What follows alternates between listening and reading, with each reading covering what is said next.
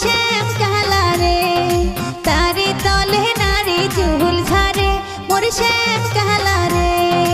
ओ पारे जल पाई गाछ रोइते झिलमिल करे काला रे अरे तारे तले नारी चुल झारे मोर श्याम कहला रे तारे तले नारी चुल झारे मोर श्याम कहला रे।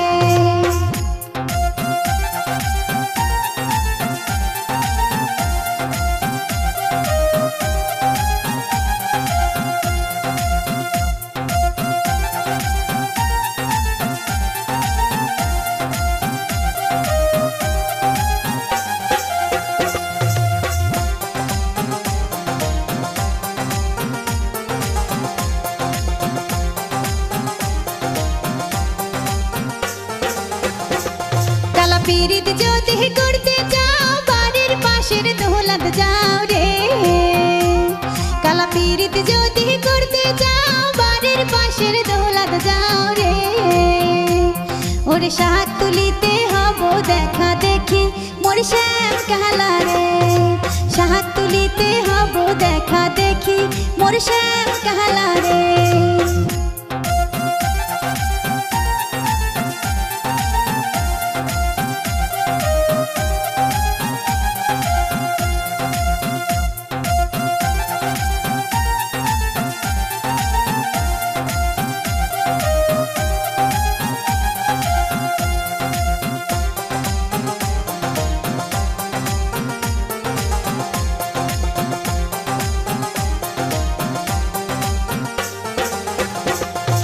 पीरित ज्योति करते जाओ नदीर पारे घुरिया जाओ रे